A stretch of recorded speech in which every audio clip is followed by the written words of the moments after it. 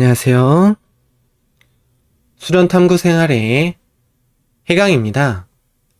오늘은 22화 수련의 세 가지 장, 수련에 방해를 주는 이 세 가지는 무엇인지 알아보도록 하겠습니다. 수련을 하다 보면 누구나 한 번씩 겪고 넘어가는 것으로 수련의 세 가지 장은 수면, 잡념, 망각을 의미합니다. 여기서 늪이라는 표현은 한 번 빠지면 헤어나오기 어려운 것이지만 수련인이라면 한 번씩 겪고 넘어가는 수련의 고비라고 보시면 될 것 같습니다. 이는 수련자의 몸과 마음, 정신의 상태에 따라서 그 정도나 순서가 달라질 수 있습니다. 이 중 첫 번째인 수면의 장은 대부분의 수련자들은 실제로 수련을 할 때 많이 겪어본 부분이 될 것입니다. 수면의 장은 수련을 하고자 자세를 취하기만 해도 수면에 빠지는 현상을 뜻합니다. 이는 수련을 통해서 내 의식이 가라앉고 마음이 안정이 되면서 일어나는 현상입니다. 몸과 마음, 정신의 회복이 보통 수면 상태에서 일어나듯이 다른 기능과 감각을 기본만 두고 최대한 차단해서 최대한 심신의 에너지를 회복하는 것이 수면입니다. 사람은 충분한 수면을 취해야 하지만이 건강하다라고 할 수가 있으며 수면을 취하지 못하면 물을 마시지 못하는 것보다 신체에 미치는 타격이 크다고 합니다. 그래서 수련을 하면서 잠이 드는 현상은 정화를 위한 자연스러운 과정이고 그만큼 심신이 휴식이 필요했다라는 그런 이야기이기도 합니다. 그러나 피곤하지 않은데도 습관적으로 잠으로 빠져들게 되면 수련에 진척이 어렵기 때문에 수련의 목적을 놓치지 말고 수련으로 해야 되는 부분에 집중하는 모습도 필요하겠습니다. 다음은 잡념의 장이 있습니다.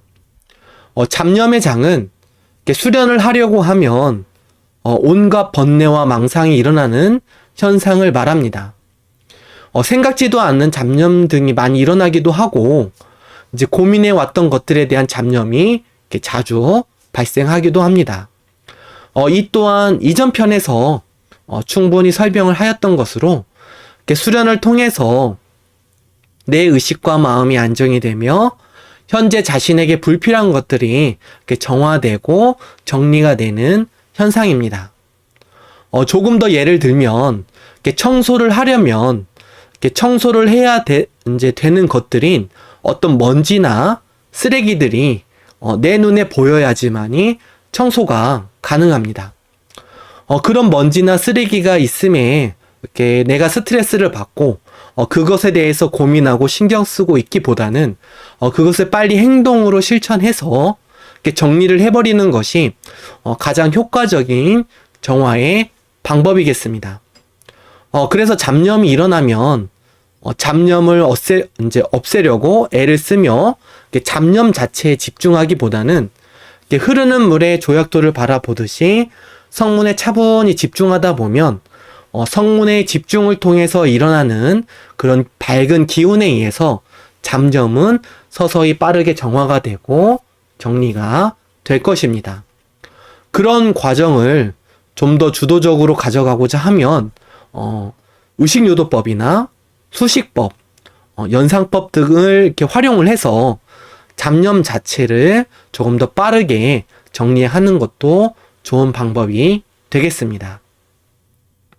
자, 마지막으로 망각의 장은 수련 중에서 일어나기보다 일상생활에서 평소보다 기억이 잊혀져 버리는 경우가 많아지는 현상입니다. 이 또한 심신의 부하가 있는 상태에서 불필요한 기억들을 정리하는 과정에서 이제 지속적인 것이 아니라 심신의 안정을 다시 되찾을 때까지 일시적으로 일어나는 현상이자 과정입니다. 기존의 사고 체계가 자신의 심신에 부하를 주기 때문에 수련을 통해서 사고체계의 그 재정리와 재정립의 과정이 일어나게 되는 것입니다.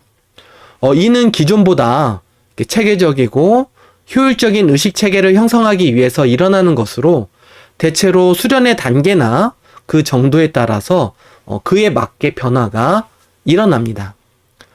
그래서 망각의 장을 이렇게 경험하고 난 뒤에는 오히려 의식과 사고의 체계가 더욱 효율적으로 바뀌는 경우가 많습니다.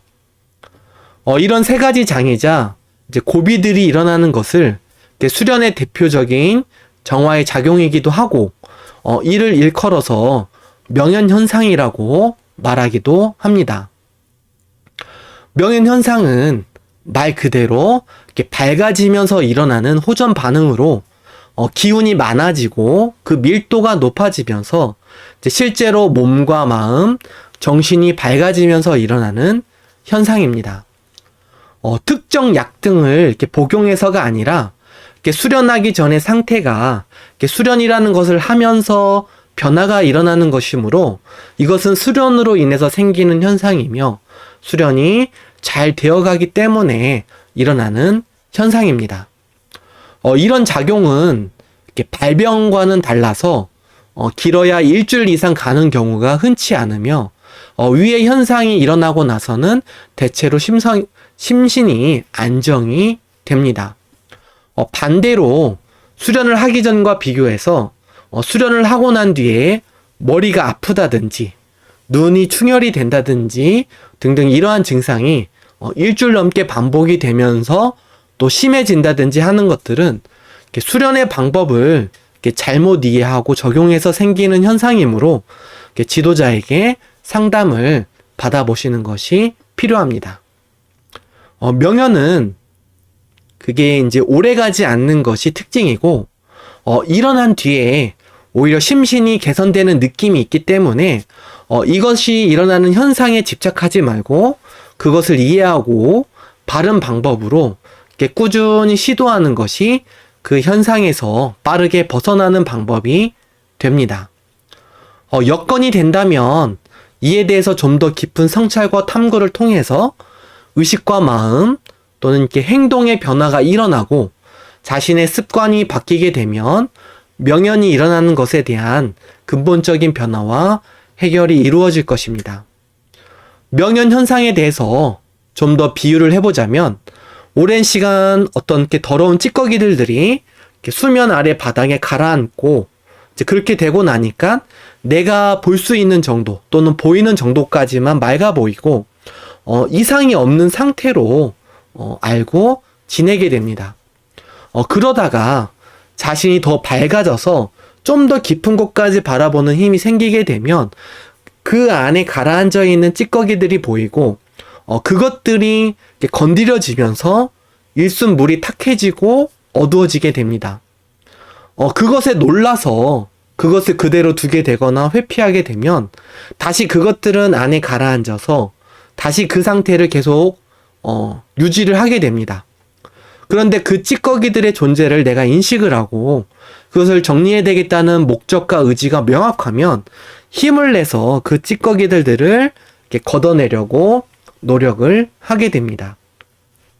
그것을 걷어내는 과정에서 다시 부유물들이 많이 이렇게 뜨고 해서 예전에 힘들었던 상태와 이렇게 비슷해질 수는 있지만 자신의 확신과 수련에 대한 믿음이 있으면 좀 더 힘을 내서 그 찌꺼기들을 치우게 되고 그렇게 되면 근본적으로 자신이 밝아지고 또 볼 수 있는 만큼 실제로도 맑은 상태로 만들 수가 있게 되는 것입니다. 이것을 정화, 순화, 승화의 과정으로 표현되는데 다음 시간을 활용해서 이 부분의 개념과 작용 방법에 대해서 다시 설명을 해보도록 하겠습니다.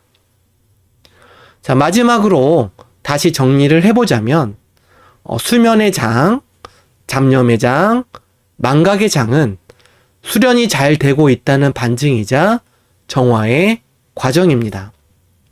수련을 하면서 꼭 거쳐가고 극복해야 되는 과정이며 수련을 할 수 있는 몸과 마음, 정신을 만들어가는데도 이렇게 도움이 되는 좋은 공부 환경이 되기도 합니다.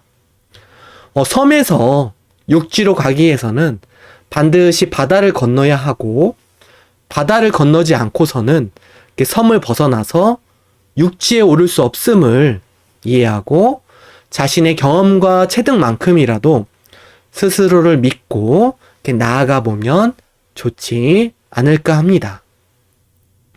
오늘은 이상으로 마무리하겠습니다. 감사합니다.